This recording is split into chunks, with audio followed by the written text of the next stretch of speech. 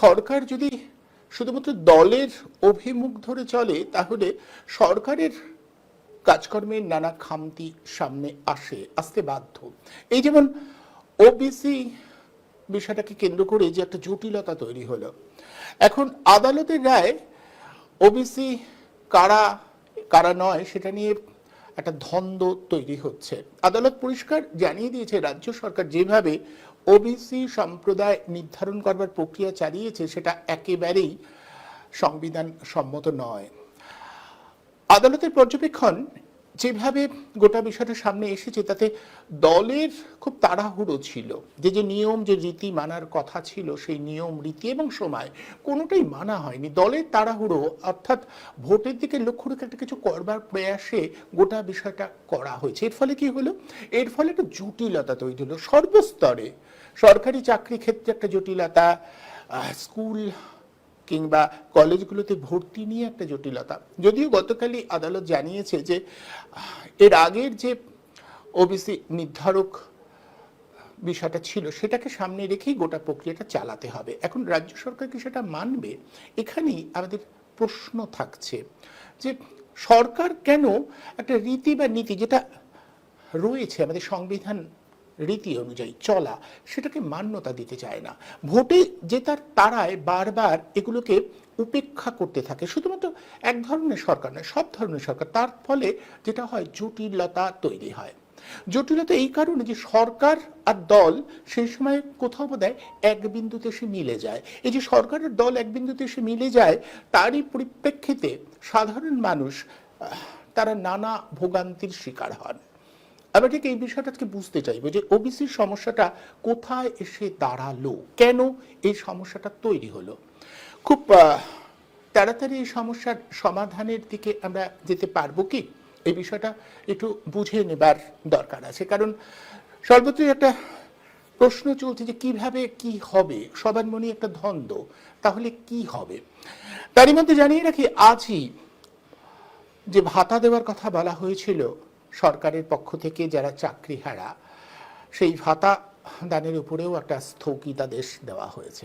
ওই যে বলছিলাম দলের কথা ভাবতে গিয়ে অনেক সময় সরকারি রীতিনীতি, সংবিধানের যে রীতিনীতি সেগুলোকে অতিক্রম করবার একটা প্রয়াস থাকে, তার ফলে জটিলতা তৈরি হয়, জটিলতা সর্বস্তরে ছড়িয়ে পড়ে। আমরা গোটা বিষয়টা একটু আইনি ব্যাখ্যা অনুযায়ী বুঝবার চেষ্টা করব। আইনের ব্যাখ্যা দিয়ে যে আইন আইনের মতো চলবে, সরকারকে তো আইনের অভিমুখ ধরে চলতে হবে, সে তো নিজের দলের যা চাহিদা সেই অনুযায়ী চলতে পারে না, চলার কথা নয়। কারণ সরকার তৈরি হয় তো আসলে সংবিধানের স্বীকৃত যে নিয়ম সেই রীতি মেনে, এবং মন্ত্রগুপ্তির শপথ যখন কোনো মন্ত্রী সভার সদস্য নেন তখন তাকে বলতে হয় যে আমি সংবিধানের প্রতি আনুগত্য দেখাবো, সংবিধানের রীতি নীতি মেনে আমি কাজ পরিচালনা করব বা কাজ করব। সেক্ষেত্রে এই মন্ত্রগুপ্তির শপথ নেবার পরে তারা যদি কোনোভাবে তাদের সেই শপথকে লঙ্ঘন করবার চেষ্টা করেন সেটা কিন্তু খুব খারাপ একটা উদাহরণ তৈরি করে সর্বক্ষেত্রেই। আমাদের বারবার করে মনে হচ্ছে যে আমাদের দেশের স্বীকৃত রাজনৈতিক দলগুলোকে বারবার আজকের এই মুহূর্তে মনে করিয়ে দেওয়া প্রয়োজন যে আপনারা সংবিধানের রীতি মেনে চলতে বাধ্য, কারণ সংবিধানের রীতি মেনেই আপনারা নির্বাচিত হন, সেই রীতিতেই আপনারা সরকার পরিচালনা করবেন, সেই রীতিতেই আপনারা সরকারি নিয়ম রীতি বা কোনো পরিকল্পনা আনলে সেই রীতির মধ্যে থেকে আপনাদের করতে হবে, নিজেদের মতো করে কিছু করতে পারবেন না। কারণ আমাদের বিচার বিভাগ রয়েছে, সেই বিচার বিভাগ সতর্ক দৃষ্টি রাখছে প্রত্যেকটা বিষয়ের উপরে। অনেক বিতর্ক থাকলেও আমাদের বিচার বিভাগ এখনো কিন্তু আমাদের গণতন্ত্রের অন্যতম ভরসার জায়গা বলে প্রতিপন্ন হচ্ছে। ফলে আমরা গোটা বিষয়টা একটু আসুন বুঝবার চেষ্টা করি যে ওবিসিকে কেন্দ্র করে যে জটিলতা তৈরি হয়েছে সেটা কোন অভিমুখে যাবে এবং আগামী দিনে কি হবে। এবং এই সূত্রে আমরা আমাদের আলোচনায় বারবার করে আনতে চাইব এই বিষয়টা যে যেভাবে সরকার আর দল একাকার হয়ে যায়, সরকার আর দল পরিচালনায় কিছু সুযোগ সুবিধা দিলে দল সুবিধা পেতে পারে এবং দলের ভোট ব্যাংক আরো দৃঢ় হতে পারে। এই লক্ষ্যে যখন কোনো সরকার পরিচালিত হয় তখন সে যে যে জটিলতাগুলো তৈরি করে আমাদের রাজ্যে সেই জটিলতাগুলোর নানাবিধ চেহারা আমরা বারবার দেখছি। এবং এই দেখার ক্ষেত্রে কিভাবে এটা সমাধান হতে পারে, কিভাবে এই জটিলতা থেকে আমরা মুক্ত হতে পারি, সেই বিষয়ে আজ আলোচনা করব। এবং আলোচনার জন্য আমি মূলত আজ দুজনকে আমন্ত্রণ জানিয়েছি। তারা আইনের জগতের লোক, যদিও একজন সরাসরি রাজনীতির মুখ, কিন্তু তবুও তিনি আইনের লোক, সদ্য ব্যারিস্টারি পাশ করে এসেছেন। আর একজন রয়েছেন যিনি দীর্ঘদিন ধরে আইনি পেশার সঙ্গে রয়েছেন, আইনি বিষয়টা তিনি জানেন। আসুন পরিচয় করিয়ে দিই আজ আবার দুজন অতিথির সঙ্গে। আমাদের সঙ্গে রয়েছেন সৌমিত্র মুখার্জি। সৌমিত্রবাবু দীর্ঘদিন আইনি পেশার রয়েছেন। আর আমার সঙ্গে রয়েছেন পৃথ্বীরাজ দাস। পৃথ্বীরাজ বিজেপির সদস্য, আরটিআই, এখানকার যে আরটিআই সেল, রাজ্য আরটিআই সেলের অন্যতম কনভেনার বা আহ্বায়ক। পৃথ্বীজয় রয়েছে রাজনীতির নতুন মুখ, কিন্তু পৃথ্বীজয়ের আরও একটা পরিচয়, পৃথ্বীজয় পেশায় আইনজীবী এবং সদ্য ব্যারিস্টারি পাশ করে এসেছে। আমি নিজে জানি, ওর সাথে আমার পরিচয় আছে বলে। ফলে আপনাদের দুজনকেই আজকে আমি এই বিষয়টা ব্যাখ্যা করতে বলবো। আমি সৌমিত্রবাবুর কাছে প্রথম আসবো। সৌমিত্রবাবু, দীর্ঘদিন আইনের সঙ্গে আপনি রয়েছেন, আপনি আমার সঙ্গে আপনার কথা হচ্ছিল, আপনি বারবার করে বলছিলেন যে আসলে বিষয়টা জটিল করে তোলা হচ্ছে কি এই জন্য যে আমাকে আমার দল, আমার রাজনীতির স্বার্থটাকে চরিতার্থ করতে হবে। এই যে ওবিসিকে নিয়ে যে চূড়ান্ত একটা অনিশ্চয়তা তৈরি হলো, এবং একই সাথে আজকে নিশ্চয়ই আপনি জেনে গেছেন যে যেভাবে চাকরিহারাদের সর্বক্ষেত্রে, এমনকি শিক্ষাকর্মীদের গ্রুপ সি এবং গ্রুপ ডি, তাদের যে ভাতা দেওয়ার কথা বলা হয়েছিল অমৃতা সিং, সেটাকেও আপাতত স্থগিত করে দিয়েছেন। ফলে কোথাও মনে হয় না যে দলের কথা ভাবতে গিয়ে রাজনৈতিক দলগুলো যখন ক্ষমতায় আসে, তারা আসলে ওই দলের কথা ভাবতে গিয়ে সাংবিধানিক রীতিনীতি, সরকারের সঙ্গে দলের কোথায় ফারাক, এগুলো গুলিয়ে ফেলেন?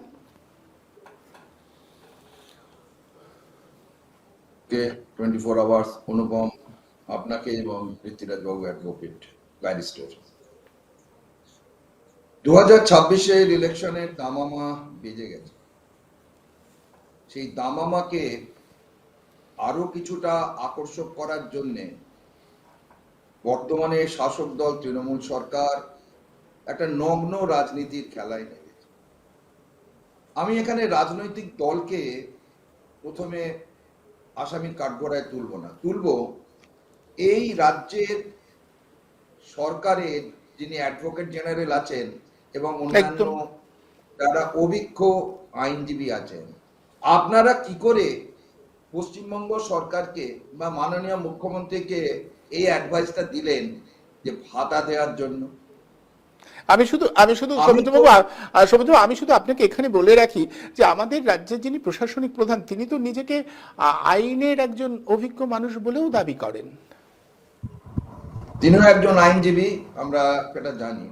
আমার প্রশ্ন একজন সিনিয়র অ্যাডভোকেট হিসেবে, যে আপনারা কি করে পশ্চিমবঙ্গ সরকারকে অ্যাডভাইস করেন যে তাদের অ্যালাউন্স দেওয়ার জন্য? এই অ্যালাউন্সটা কি আনএমপ্লয়মেন্ট অ্যালাউন্স, না রিট্রেঞ্চমেন্ট অ্যালাউন্স, না স্যাকিং অ্যালাউন্স? কি অ্যালাউন্স? এক নম্বর, কিছু শিক্ষক শিক্ষিকা তাদের চাকরি কাছে তারা আমার সঙ্গে যোগাযোগ করেছিল। আমি তাদের বলেছিলাম যে আপনারা স্কুল থেকে যে মাইনেটা নিচ্ছেন সেটা কিভাবে নিচ্ছেন? যদি মাস্টার রোলে সই করে মাইনে নেন তাহলে কিন্তু বিপদ আপনাদের আসন্ন, কারণ আপনারা কন্টেম্পট অফ কোর্টে পড়ে যাবেন, আপনারা কখনো স্যালারি ড্র করতে পারেন। সুপ্রিম কোর্ট যেটা তার রিভিউ পিটিশনকে মডিফিকেশন করে বলেছে 31শে ডিসেম্বর অবধি তারা সেখানে যেতে পারবে স্কুলে। আর যেতে পারবে। সুপ্রিম কোর্ট কি বলেছে অ্যাটেন্ডেন্স রেজিস্টারে সই করতে পারবে? একটা যার কোনো লোকাল স্ট্যান্ডি নেই বা লিগাল স্ট্যান্ডি নেই, সেই লিগাল যদি লোকাল স্ট্যান্ডি না থাকে তাহলে তিনি কি করে অ্যাটেন্ডেন্স রেজিস্টারে সই করেন? এটাও একটা প্রশ্ন। তারপর নেতাজি ইন্ডোর স্টেডিয়ামে মাননীয় মুখ্যমন্ত্রী বলেছিলেন যে তাদের আমরা দেবো, কি বলে, মাইনে সাবস্টিটিউট দেবো, এবং কারো চাকরি যাবে না। তিনি প্রতিশ্রুতি দিয়েছিলেন কারো চাকরি যাবে না, তিনি দেখে নেবেন, এটাও বলেছিলেন, আমরা শুনেছি। এটাও কারেক্ট, তিনিও বলেছেন কারোর চাকরি যাবে না। আমার প্রশ্ন হচ্ছে যে চাকরিটা তো সুপ্রিম কোর্টের ডিভিশন বেঞ্চে গেছে, আপনার অর্ডারে যায়নি।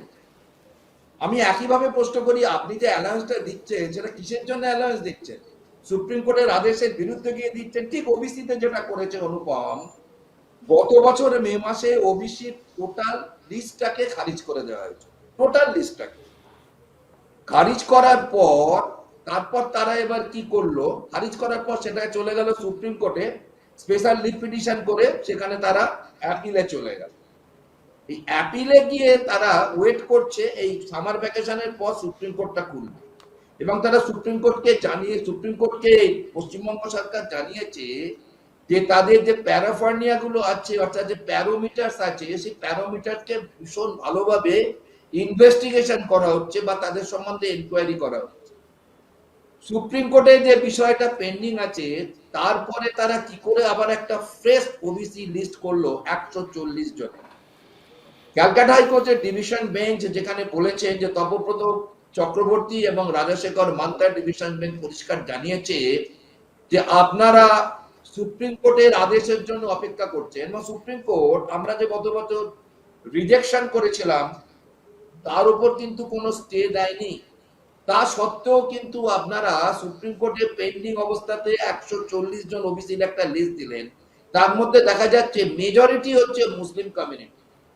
তাহলে কি এটা পরিষ্কার হলো না যে বিশেষ একটা সম্প্রদায়কে খুশি করার জন্য ভোট বাক্সের দিকে চিন্তা করে নগ্নভাবে রাজনীতিটা করছে তৃণমূল কংগ্রেস? পরিষ্কার, আমি কোনো রাজনৈতিক দলের প্রতিনিধি হিসেবে এখানে বলছি না, আমি একজন আইনজীবী হিসেবে, সিনিয়র অ্যাডভোকেট হিসেবে এখানে কথাটা বলছি। এরপরে প্রশ্ন আসছে, যেখানে রাজাশেখর মান্তা পরিষ্কার বলেছেন যে আপনারা 2010 সালের যে আগের তালিকা আছে সেই নিয়ে যদি আপনারা এগোন তাহলে আমরা স্টেটাকে ভ্যাকেট নিজেরাই করে দেবো, আপনাদের করতে হবে না। তো আপনারা কি করলেন, 140 জনের একটা তালিকা করলেন, তার মধ্যে 87 জন মুসলিম কমিউনিটি আছে, যার মধ্যে দেখা যাচ্ছে যে 15 জনের যে শিডিউল 2010 তালিকায় ছিল ওবিসি ক্যাটাগরি, তাদের বাদ দিয়ে দেওয়া হয়েছে। কি কারণে বাদ দেওয়া হয়েছে? তাদের কি প্রমোশন হয়েছে?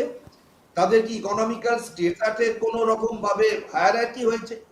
তার তো কোনো ব্যাখ্যা সেখানে নেই। তাহলে 15 জনকে ওখান থেকে সরিয়ে দেওয়া হলো কেন?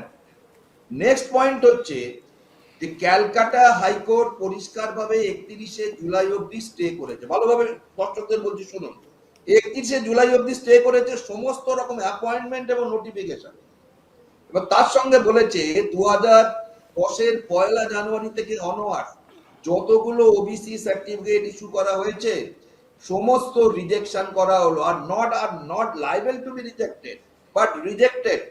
সেই সার্টিফিকেট গুলো কখনো ভ্যালিডিটি থাকবে না, 31শে ডিসেম্বর 2009 অবধি যেগুলো করা হয়েছে সেইগুলো ভ্যালিডিটি থাকবে। তো আপনারা যখন হাইকোর্ট একটা স্টে দিল, তারপরেও আপনারা 8 জুন কিভাবে কলকাতা মিউনিসিপাল কর্পোরেশন আর আবার ইঞ্জিনিয়ার পোস্টের জন্য আপনারা নোটিফিকেশন করলেন? তার মানে এটা কন্টেম্পট অফ কোর্ট হলো। সমস্ত রকম নোটিফিকেশন যখন করা হচ্ছে, স্পেসিফিকেশন আর নোটিফিকেশনের দরকার হয় না, সমস্ত রকম নোটিফিকেশন কে অ্যাবসলিউট ভাবে এখানে কি করেছে, ব্যান করা হয়েছে। You can't advertise by way of notification until unless further order is given by the Honorable High Court. সেটাকেও অবজ্ঞা করে কি করলেন, তারা একটা ইঞ্জিনিয়ার পোস্টের জন্য করলেন, সেটাও স্টে হয়ে গেল। এইবার হয়তো মাননীয় মুখ্যমন্ত্রী বলবেন যে বিরোধীরা চায় না যে নিয়োগ প্রক্রিয়া হোক। আপনি নিয়োগ প্রক্রিয়া কি করে করছেন সেটা কি একবার ভেবে দেখেছেন? কেন নতুন স্কুল সার্ভিস কমিশনের পরীক্ষাটা স্টে হয়ে গেল?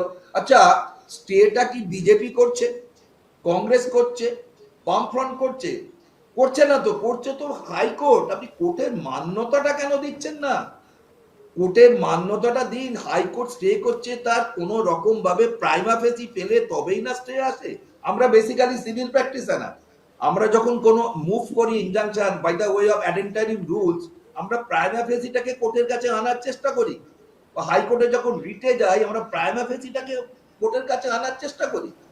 তো সেক্ষেত্রে যখন টোটালটাকেই ওপর স্টে করা হয়েছে, আপনি কি করে আবার নোটিফিকেশন করলেন? সেখানেও রাজনীতি। 2026-এর নির্বাচনের দামামা আপনি বাজিয়েছেন। আপনি দেখছেন যে 25,751 জনের চাকরি গেছে, শুধুমাত্র ওই ক্যান্সার সার্ভাইভার মেয়েটি শুধু চাকরি ফিরে পেয়েছে, সোমাত রায়। তার মানে আপনি দেখছেন যে এর একটা বিরাট ইম্প্যাক্ট ভোটে হতে পারে। যদিও আপনি বলছেন আমরা 400 কাছাকাছি সিট, 200 কাছাকাছি সিট পাবো বা তারও বেশি সিট পাবো, এটা তো অমিত শাহ বলে গেছিলেন 400 পার করবো। বাস্তবে কিন্তু জনগণ যখন ম্যান্ডেট দেয় না, জনগণের ম্যান্ডেট কিন্তু একটা সময় জনবিস্ফোরণ হয়, যেটা কিন্তু বামফ্রন্ট সরকারের আমলে হয়েছে, 1 নম্বর। আর 2 নম্বর হচ্ছে কোর্টের কোনো নির্দেশকেই আপনারা মান্যতা দেন না। আপনি একজন মুখ্যমন্ত্রী হয়ে, ক্যাবিনেটের আপনি হেড অফ দ্য হেড হয়ে আপনি কি করে এটা অ্যালাউ করলেন? নোটিফিকেশন আবার স্টে হয়ে গেল। এই স্টে হওয়া মানে কি, বিষ বা জলে চলে গেল। যদি নোটিফিকেশনটা না করে 31শে জুলাইয়ের পর আবার ফার্দার হিয়ারিং এর ডেট পড়তো, বা সুপ্রিম কোর্টের যদি হিয়ারিংটাতে কোনো ভার্ডিক্ট দিত, ইন্টারিম অর্ডার দিত, তাহলে নোটিফিকেশনটা করার রাস্তা খোলা থাকতো। বা যদি এগেইনস্টে যেত, রিভিউ পিটিশন করতে পারতো। কিউরেটিভ পিটিশন এখানে করা যাবে না, রিভিউ পিটিশন এখানে করতে পারতো।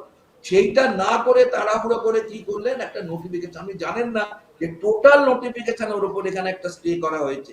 এইটা হচ্ছে সব থেকে দুঃখজনক। এই সরকার, আমরা বামফ্রন্ট আমলে এই ঘটনা দেখিনি। মানে একদম মানে খুব দর্থহীন ভাষায় ভাই মিস্টার লারাকে একটা তীর্যক মন্তব্য করেছিলেন।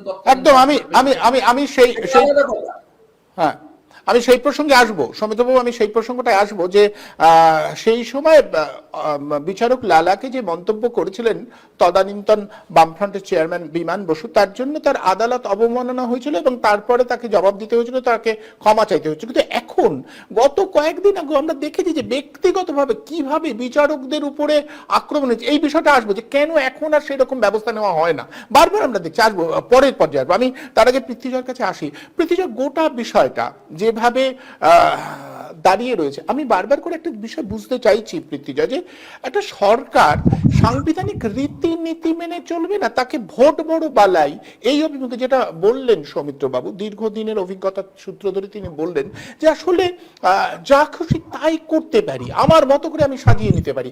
তার জন্য যে জটিলতাটা হচ্ছে, সেই জটিলতার জন্য সাফার করবে কে? সাধারণ মানুষজন।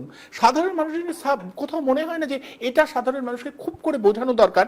তুমি একটা রাজনৈতিক দলের প্রতিনিধিত্ব করো, আমি যদি সেই প্রতিনিধিত্ব পরিচয়টা সরিয়ে রাখতে বলি, সাধারণ নাগরিক হিসেবে তো এটা তোমার দায়িত্ব, তুমি একজন আইনজীবীও, যে কি হচ্ছে আমরা আইনের বার্তাটা যদি পৌঁছে দেওয়া যায় যে আইন অনুযায়ী এটা হয় না, হওয়া সম্ভব না। যেমন আজকে মামলাটা আটকে গেল ওই যে ভাতা দেওয়ার, এটা তো অন্য কেউ করেনি, বারবার বিকাশ রঞ্জন ভট্টাচার্যের কথা বলা হচ্ছিল, কিন্তু বিকাশ রঞ্জন ভট্টাচার্য করেনি। আজকে যে মামলাটা হলো সেটা যারা চাকরি দীর্ঘদিন না পেয়ে রাস্তায় বসে রয়েছেন তাদের মধ্যে একজন করেছে, এবং তার পরিপ্রেক্ষিতেই ভাতাটাও বন্ধ হয়ে গেল। কোথাও মনে হয় না শুধুমাত্র দল আর দলীয় ভোট ব্যাংকের কথা ভাবতে গিয়ে মানুষের ক্ষতি করা হচ্ছে, রাজ্যের ক্ষতি করা হচ্ছে?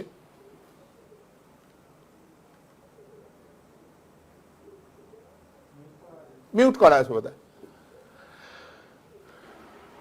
আমাদের সিএম যে কাজগুলো করছেন সেটা জনবিরোধী এবং রাজ্যের মানুষের মানে হিতের জন্য নয়। ফলে এই ঘটনায় অবাক হওয়ার কিছু নেই। উনি এমন কিছু যদি করেন যেটা রাজ্যের মানুষের ভালো হতে পারে, সেটা বরং অবাক হওয়ার বিষয়। আরে বাবা, উনি এটা কি করে করলেন? এটাই স্বাভাবিক বিষয়, ওনার থেকে এটাই এক্সপেক্টেড। উনি যেইভাবে মানে উনি পলিটিক্যালি যেইভাবে এগিয়ে এসছেন, যেইভাবে উনি মানুষের মন জয় করেছিলেন, যার জন্য উনি এত ম্যান্ডেট পেয়েছিলেন, সে পুরোটাই আজকে বোঝা যাচ্ছে যে মানে সেই মানুষ আর এই মানুষ এক নয়। শুধুমাত্র উনি আজকে যেটা বিচার করছেন, ভোট ব্যাংকের রাজনীতিটাকে নিয়ে উনি চিন্তা ভাবনা করছেন। ওই যে একসময় উনি দিদি ছিলেন, আজকে উনি শুধু পিসি হয়ে গেছেন। সেই কারণে ওনার চিন্তা ভাবনা, ওনার সমস্ত স্বার্থ সবকিছু কেন্দ্রীভূত হয়ে গেছে, মানে একটা জায়গায় এসে আটকে গেছে, তার বাইরে উনি বেরোতে পারছেন না। সেটা হচ্ছে আমাকে ক্ষমতায় যে কোনোভাবে টিকে থাকতে হবে। এর ফলে যেটা হয়েছে, ওনার যে একটা ইমেজ ছিল, সেই ইমেজটা বহুদিন আগে নষ্ট হয়ে গেছে। আজকে যেটা দেখা যাচ্ছে যে ওবিসি সংগঠন মানে ওবিসি সংরক্ষণ নিয়ে যে জটিলতা তৈরি হচ্ছে, হ্যাঁ, তো শুধু তো ওবিসি নয়, এসসি এসটি এই সম্প্রদায়গুলোও রয়েছে। তা ওবিসিটা কেন আজকের দিনে প্রাসঙ্গিক? কারণ ওবিসিকে দুটো ভাগে ভাগ করা হয়েছে, আমরা সবাই জানি। ওবিসি এ ক্যাটাগরি, যেখানে শুধুমাত্র মাইনরিটি মুসলিমরা রয়েছেন, আর ওবিসি বি ক্যাটাগরি, যেখানে আমার মতো হিন্দু এবং নন মুসলিমরা রয়েছেন। তো সেই জায়গায় দেখুন, যারা ওবিসি বি ক্যাটাগরি তারা কিন্তু আরও একটা সুবিধা, মাইনরিটির যে সুবিধাটা আছে সেটাও কিন্তু তারা উপভোগ করছে। তাহলে মাইনরিটি কোটায় যেগুলো যেই ফেসিলিটিসগুলো রয়েছে সেটাও তারা উপভোগ করছে, আবার ওবিসি বি ক্যাটাগরি থ্রুতে আসছে। এবার আসা যাক, এই সংরক্ষণটা কোথায় কোথায় প্রয়োজন। সংরক্ষণটা প্রয়োজন হচ্ছে সরকারি চাকরি পাওয়ার ক্ষেত্রে। একটা বিষয় আমি বলি যে রাজ্য সরকারের, পৃথিবী একটা কথা বলি যে রাজ্য সরকারের একটা যুক্তি হচ্ছে যে যাদের ওবিসি হিসেবে নির্ধারণ করা হয়েছে সম্প্রদায়গত মানে ধর্মীয় পরিচয়, তারা যাই হোক, তারা দারিদ্র অভাব অনটনের মধ্যে রয়েছে, তাদের অনগ্রসর শ্রেণী হিসেবে চিহ্নিত করে তাদের মূল ধারায় নিয়ে আসে। অভাব দারিদ্র অভাবের মধ্যে এরকম অনেক মানে আজকের দিনে দেখা যাচ্ছে উঁচু সম্প্রদায়ের অনেক ব্রাহ্মণ পরিবার রয়েছে, হিন্দুদের মধ্যে রয়েছে, তাহলে তাদেরকে আনা হচ্ছে না কেন? এরকম অনেক ব্রাহ্মণ পরিবার রয়েছে বা যে জেনারেল পরিবার রয়েছে আজকের দিনে, যারা মানে জেনুইনলি ডিজার্ভ করে একটা রিজার্ভেশন। হয়তো ছেলেকে সঠিক জায়গায় পড়াতে পারছে না, মেয়েকে সঠিক জায়গায় পড়াতে পারছে না, তাদের সেই ইকোনমিক্যালি সেই ইনফ্রাস্ট্রাকচার নেই, চাকরি নেই, অথচ আবার তারা কোথাও গিয়ে লেবার শ্রেণীর কাজও করতে পারছে না। তারা সবচেয়ে বেশি মানে প্রবলেমের মধ্যে রয়েছে। তারা না পাচ্ছে মানে অন্যদের সাথে কম্পিট করতে, ফিনান্সিয়াল স্ট্যাটাসের জন্য হোক বা তার মানে আর্থিক স্বাচ্ছন্দ্য নেই বলে না পাচ্ছে তারা কুলি মজুর বা লোকের বাড়িতে গিয়ে কাজ করতে। তাহলে তাদের কথা কে ভাববে? তাহলে তাদের কথা তো কেউ ভাবছে না। উনি যদি এই এই এই দিকটাকে ভেবে দেখেন তাহলে এই দিকটাকে ওনার ভাবা উচিত। এই কারণেই তো নতুন যে কনসেপ্টটা নিয়ে আসা হচ্ছে ইকোনমিক্যালি উইকার সেকশন, যে প্রতি বছর বছর এটাকে বিচার করে দেখা হবে যে ইকোনমিক্যালি কেউ পিছিয়ে আছে কিনা। যদি ইকোনমিক্যালি কেউ পিছিয়ে থাকে, সে irrespective of any class, irrespective of any caste, তাকে হেল্প করা হবে ফিনান্সিয়ালি। আজকে ধরুন একটি ছেলে বা একটি মেয়ে, সে মানে তার মেরিটের দিক থেকে সে দুর্বল, সে অন্যদের সাথে কম্পিট করার মতো নয়, নেচার ভগবান তাকে ওইভাবেই বানিয়েছে, কি করা যাবে? তা তাকে যদি আজকে জোর করে বা তাকে কোটার মাধ্যমে যদি আজকে তাকে ডাক্তার করানো হয়, এবং তার কাছে যদি কেউ আজকে সেই গরিব মানুষরা তারাই যদি সেই সরকারি হাসপাতালে গিয়ে তার কাছে চিকিৎসা নেয়, তাহলে বলুন সেই সমাজের পরিণতি কোন জায়গায় হবে? আজকে চিফ মিনিস্টার নিজে যাবেন নাকি তার ভাইপোকে পাঠাবেন? ভাইপোকে তো আমেরিকায় পাঠাচ্ছেন, তাহলে কেন এনাদের কাছে পাঠাচ্ছেন না? এটা প্রশ্ন। তাহলে কি হয় এনাদেরকে উনি ভরসা করেন না, নাকি এনাদেরকে মনে করেন যে না এনারা মানে এই গরিব মানুষদের চিকিৎসা করার জন্য রয়েছে? কিছু কিছু জায়গায় সংরক্ষণ হওয়া একদম উচিত নয়। কিছু জায়গায় হতে পারে, যেই কাজের জন্য কোনো রকম মেরিটের প্রয়োজন নেই, যেই কাজের জন্য কোনো রকম ইনোভেশনের প্রয়োজন নেই, ক্রিয়েটিভিটির প্রয়োজন নেই, সেই জায়গায় সংরক্ষণ হতে পারে। সেটা শারীরিক কিংবা বা কায়িক যদি কিছু কাজ থাকে, সেক্ষেত্রে এটা এটা এটা আর একটা প্রসঙ্গ আমি বলি পৃথ্বীজ, এই প্রসঙ্গ নিয়ে আমি হয়তো আরো একদিন অন্য আলোচনা করবো যে সংরক্ষণ কি না। কিন্তু আমি এটা বুঝছি যে প্রক্রিয়ায় সরকার করেছে সেই জটিলতাটা কিভাবে সমাধান করা যায়। তুমি যেটা বলছো সেটা গুরুত্বপূর্ণ, সেটা একটা আলাদা একদম আলোচনা করা যায়, আর একদিন আলোচনা করব আমি যে যেভাবে নির্ধারণ করা হচ্ছে সেটার যুক্তি আছে কিনা সেটা আলোচনা করব। কিন্তু হ্যাঁ, হাইকোর্টের রায়ে স্টেটা দেওয়া হয়েছে একটাই কারণে, বলা হয়েছিল যে সরেজমিন যেন তদন্ত করা হয়, একদম তার সময় দেওয়া, যেন সংরক্ষণটা করা হয়। উনি 1.5 মাসের মধ্যে করে ফেললেন। এটাই তো, এটা থেকেই তো বোঝা যাচ্ছে যে এই প্রসেসে কোনো রকম ট্রান্সপারেন্সি নেই, বিন্দুমাত্র ট্রান্সপারেন্সি নেই। উনি এটা অ্যাপিসমেন্টের পলিটিক্স হচ্ছে। সামনে যেহেতু ইলেকশন আছে, 1 বছর নেই ইলেকশন, সেই কারণে এখন যেটা হয়েছে, উনি এখন মানে সেই মানে কি বলবো, দানবীর কর্ণের মতো হয়ে গিয়েছেন। যে যা চাইছে উনি তাকে তাই দিয়ে দিচ্ছেন। উনি এটা ভুলে যাচ্ছেন যে দানবীর কর্ণের কি পরিণতি হয়েছিল। উনি চাকরি প্রার্থীদের যারা মানে যারা ডিজার্ভ করেন না তাদেরকে বলছেন তোমাদের চাকরি বহাল রাখবো, কোর্ট যাই বলুন। এখানে ওবিসিদের মানে যারা জেনুইনলি এই কোটার মধ্যে পড়েন, তাহলে এতদিন উনি আনেননি কেন? ইলেকশনের আগে কেন আনছেন? এনারা যদি মানে তাহলে 14 বছর ধরে এদেরকে কেন ডিপ্রাইভ করেছিল? যদি এরা সত্যি ওবিসি এই ক্যাটাগরির যোগ্য হয়ে থাকে, তাহলে 14 বছর ধরে কেন মানে এদেরকে নিয়ে আসা হয়নি এই স্ট্রিমে? এখন ইলেকশনের আগেই কেন? সাধারণ মানুষ বোঝে, সবাই বোঝে, কিন্তু বিষয়টা হলো উনি ইলেকশনের মেকানিজমটা বুঝে গেছেন যে কি করে মানুষের ম্যান্ডেট ছাড়া ভোটে জিতে আসা যায়, কি করে মানে বুথকে মানে সাইন্টিফিক রিগিং যেটাকে বলে, ইলেকশনের কাউন্টিং প্রসেসটাকে কি করে ম্যানিপুলেট করে, উনি শিখে গেছেন। ফলে উনি মানুষ কি মনে করলো ওনার আজকের দিনে সেটা যায় আসে না। একদম। আমি এখানে একদম তাড়াহুড়ো, আমার শুধু একটা প্রশ্ন, তোমার কাছে একটা প্রশ্ন রাখবো, সেই প্রশ্নের সূত্র ধরে আমি সৌমিত্র বাবুর কাছে যাবো। পৃথ্বীজয়, আমি শুনছিলাম যে বিজেপির প্রতিনিধিদের পক্ষ থেকে একটা বলা হচ্ছে, যে প্রতিক্রিয়াটা সামনে এসেছে এই রায় বেরোবার পরে, বলা হচ্ছে যে বিচারককে ধন্যবাদ, তিনি অন্তত হিন্দুদের জন্য একটা স্বার্থ রক্ষাকারী রায় দিয়েছেন। কিন্তু বিচারককে হিন্দু মুসলিম এই এই ফারাক মেনে রায় দেন? তিনি তো তার মতো করে আইনি হয়নি সেটাকে মানে বিজেপির পক্ষ থেকে এইভাবে ধর্মীয় রং লাগাবার চেষ্টা হচ্ছে কেন? এটা তো খুব সেটাও এক ধরনের সংবিধানকে লঙ্ঘন করা। আইন আর ধর্ম তো মেলে না। এটা আমাকে এই মানে আমাকে এই সুযোগটা বলার, এই বিষয়ে বলার সুযোগ দেওয়ার জন্য ধন্যবাদ। আমি অনেকদিন ধরেই ভাবছিলাম এটা বলবো। বিষয়টা হচ্ছে ভারতীয় জনতা পার্টি সে কখনো হিন্দুত্বের কথা তুলে ধরে না, যে জয় শ্রীরাম ধ্বনি, সে বলে না যে যে কোনো প্রোগ্রামে গেলে তুমি জয় শ্রীরাম ধ্বনি দেবে। বা কোনো জায়গায় এটা বলে না যে আমরা এই দলটা শুধুমাত্র হিন্দুদের জন্য। উল্টো দিকে যারা হিন্দুত্বকে ভালোবাসে, যারা হিন্দুত্বকে প্রচার করে, বা যারা জয় শ্রীরাম ধ্বনিকে ভালোবাসে বা যারা দেয়, তারা বিজেপিকে সাপোর্ট করে। আরেকটা এক্সাম্পল দেবো, বুঝতে পারবেন। মানে যারা তৃণমূল করে তারা সবাই চোর নয়, যারা চোর তারা সব তৃণমূলে ঢুকেছে। এবার বুঝতে পেরেছেন? মানে এই হিসাবে ভাবুন জিনিসটাকে, মানে যারা চোর সবকটা তৃণমূলে ঢুকেছে। একই রকম মানে এক্সাম্পলটা আশা করি এবার বুঝতে সুবিধা হবে। মানে যারা যারা তারা, আমি ঠিক এখানেই সৌমিত্র বাবুর কাছে আসবো। এখানে বিজেপিকে এর সাথে টানবেন না, মানে যারা এই ভাবধারায় বিশ্বাস করেন, ভালোবাসেন হিন্দুত্ব, তারা বিজেপিকে সাপোর্ট করে।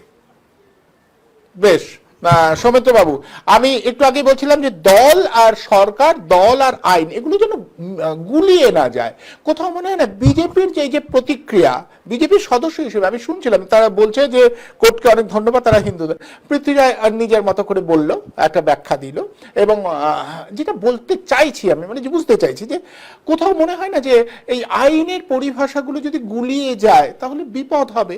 আমরা তো আইনটাকে আইনের অভিমুখ ধরে, হ্যাঁ পৃথ্বীজয় সংক্ষেপে।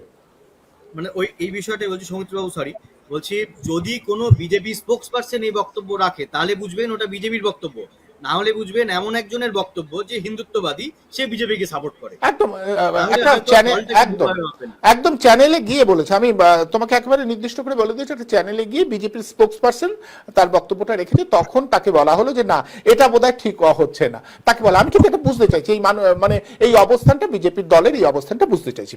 সৌমিত্র বাবু,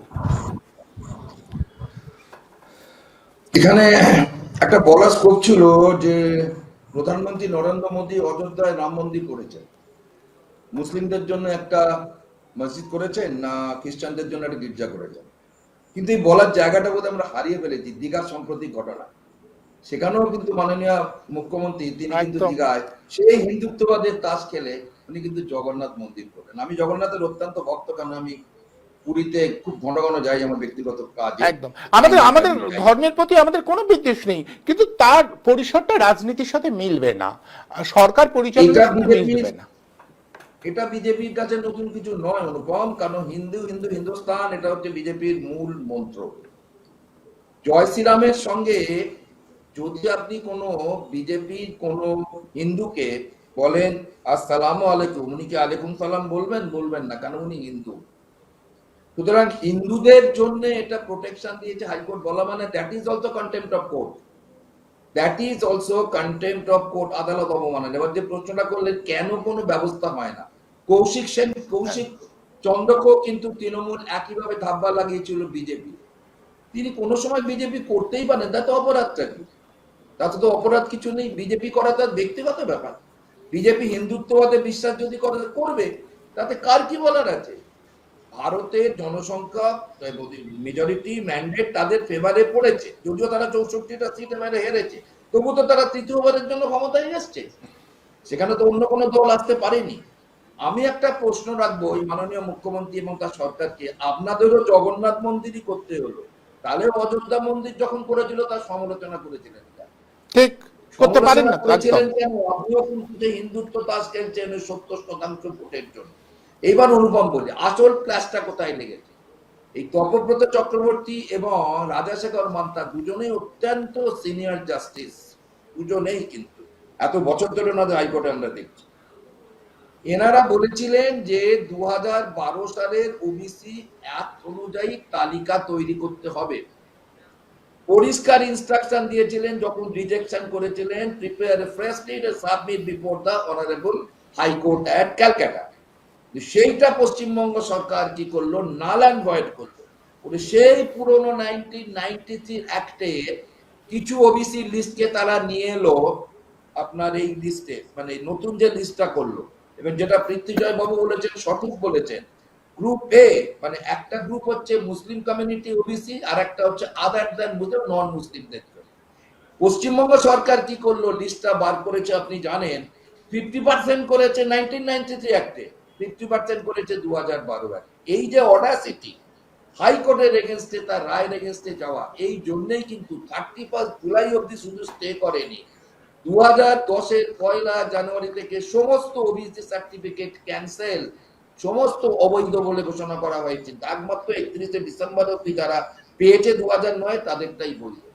তাহলে হাইকোর্টের রায়ে যখন পরিষ্কার বলে দিয়েছিল 2012 নির্দেশ অনুযায়ী 66টি সম্প্রদায়কে তোমরা করবে, হাইকোর্ট বলেছিল যে বিভাগ ক বিভাগ খ করে করতে হবে, মুসলিমদের আলাদা রাখতে হবে, অমুসলিমদের আলাদা, ওবিসি আদার ব্যাকওয়ার্ড ক্লাসে, তার আবার ধর্ম কিসের, তার আবার তার জাতটা সেখানে বিচার করা আছে ব্যাকওয়ার্ড ক্লাসের মধ্যে পড়ে কেন। এবং এই তৃণমূল সরকার সুপ্রিম কোর্টে বলেছে যে আমাদের সমীক্ষা চলছে, একদম সমীক্ষা চলছে, অথচ এখানে তারা লিস্টটা যখন বার করলো তখন প্রশ্ন করেছে হাইকোর্ট 1.5 মাসের মধ্যে সমীক্ষা শেষ হয়ে গেল, এত বড় একটা রাজ্যে যেখানে 10 কোটির ওপর লোক বাস করে সমীক্ষা শেষ হয়ে গেল। তাহলে হাইকোর্টকে আপনারা বলছেন সমীক্ষা চলছে, এখানে সমীক্ষা শেষ করে 1.5 মাসের মধ্যে আপনারা ওবিসি লিস্ট বার করে দিলেন।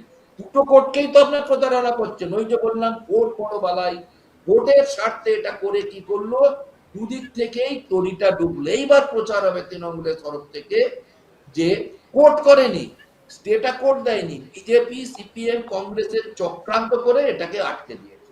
আরে কোর্ট তো তার আইন অনুযায়ী স্টেটা দিয়েছে। আমরা যখন কোর্টে স্টে চাই আমরা তো আইন মাফিক চাই। আমি কি কোনো পার্টির সিম্বল লাগিয়ে চাই যে পার্টির সিম্বল থেকে আমি রিপ্রেজেন্ট করছি? এই যে একটা অপপ্রচার, এটা হচ্ছে শুধু অপদার্থতা নয়, নির্লজ্জতারও সামিল। আপনি ভাবুন তো 2011 থেকে এত কেসের মধ্যে তৃণমূল সরকার আসেনি, যখন 2016-র পর থেকে একের পর এক কেস আছড়ে পড়ছে। কোন কেসটা তৃণমূল সরকার জিতেছে? এই যে মডিফিকেশন অ্যাপ্লিকেশন যেটা করা হলো বাই ওয়ে অফ আপনার রিভিউ পিটিশন, সেখানে শুধুমাত্র কেন করা হলো, যখন প্রে করা হলো স্কুলগুলোতে টিচার নেই, স্টুডেন্টরা বিরোধ ভাবে সাফার করছে, তখন তারা কনসিডার করলো 31 ডিসেম্বর অব্দি অ্যালাউ করা হবে, subject to condition all the process of recruitment must be over within 31st December 2025। কিন্তু কি হলো, সেই নোটিফিকেশন দিতে গিয়েও কিন্তু কোর্টে চলে গেল, এটাও কিন্তু ফায়সালা হবে না। এবার প্রশ্ন আসছে 31 ডিসেম্বর চলে গেলে এই টিচাররা কি আবার কাজ করতে পারবে ওখানে? এবং সব থেকে বড় জিনিস তিনি বারে বারে বোঝাতে চাইছেন কোর্ট ঠিক জানবেন নাইনি, আমরা আপনাদের পাশে আছি। এবং সব থেকে একটা যেটা কন্টেম্পট অফ কোর্ট, মারাত্মক severe contempt of court, that is punishable offence. বলছেন যে আমরা অযোগ্যদের হয়ে কেস লড়বো, একদম স্টেটমেন্ট দিয়েছে। হ্যাঁ একদম অযোগ্যদের তার মানে এই যে চাল থেকে কাপড়টা আলাদা করা হয়নি, it is crystal clear there is absolutely a malevolent intention on the part of the government of West Bengal not to detect or not to segregate in between the tainted and non-tainted candidate। ইচ্ছাকৃতভাবে এটা করা হয়নি। করা হলে কি করে আপনি বলেন যে অযোগ্যদের হয়ে কেস লড়বো? এই যে আপনি নন টেন্টেড কে আলাদা করলেন না, তাতে কি হলো, তারা একটা বিরাট ভাবে ভিক্টিমাইজড হয়ে গিয়ে তারাও কিন্তু আজ পথে যাচ্ছে। যারা পথে বসে আছে, am I to believe it, এটা আমাকে বিশ্বাস করতে হবে যে সবাই নন টেন্টেড না, অনেকে নাটকও করছে। যারা এইভাবে দুর্নীতি করে চাকরি পেয়েছে তারা নাটকও করছে, নিজেকে ভালো মানুষ সাজার জন্য, সৎ মানুষ সাজার জন্য তারা দুর্নীতি করেনি। এখানে কার ডিউটি ছিল? ওই 6000 সামথিং স্কুল সার্ভিস কমিশন থেকে দিয়ে দিল, সেইটাই যদি নন টেন্টেড এর লিস্ট হয় তাহলে বাকিরা তাহলে টেন্টেড এর লিস্ট আছে, বাকিরা নন টেন্টেড। সেটাই বা এফিডেভিট দিয়ে জানালো না কেন? গভর্নমেন্ট অফ ওয়েস্ট বেঙ্গলের দায়িত্ব নয়, জানাতে পারেনি, একদম একদম পরিষ্কার জানাতে পারেনি, জানাতে পারেনি। they are not within the purview of the government of West Bengal, that is autonomous body। জানাতে পারিনি না, জানাইনি বলেই আজকে গভর্নমেন্ট অফ ওয়েস্ট বেঙ্গল বলতে পারছে যে আমরা অযোগ্য প্রার্থীদের লোক। একদম। আমি আরেকটা শুধু আপনাকে আরেকটু জানতে চাইবো, কারণ এই পর্যায়ে আলোচনাটা শেষ করবো পৃথ্বীজয়ের কাছে এসে, সেটা হচ্ছে কেন ব্যবস্থা নেওয়া হয় না? বিচারক মান্থার বিরুদ্ধে যেভাবে পোস্টার দেওয়া হলো, যেভাবে স্লোগান দেওয়া হলো, মানে আদালত অবমাননার দায় কারোর বিরুদ্ধে শাস্তিমূলক ব্যবস্থা নেওয়া হচ্ছে না তো কেন এখন? এইটার উত্তর দেওয়া আমার পক্ষে একটু কঠিন, যেহেতু আমি নিজে একজন প্র্যাকটিশনার, তাহলে এখানে অনেক কথা চলে আসবে। কেন এই সাহসটা দেখাতে পারেন? আমি লোয়ার কোর্টেও কিন্তু দেখেছি এরা অনেক রকম মিসবিহেভ করেও কিন্তু তারা পার পেয়ে যায়। শুধুমাত্র আজ কৌশিক চন্দ্রকে ডাইরেক্ট বিজেপির ছাপ দেওয়া হয়েছে, তবুও কিন্তু কোনো স্টেপ নেওয়া হয়নি।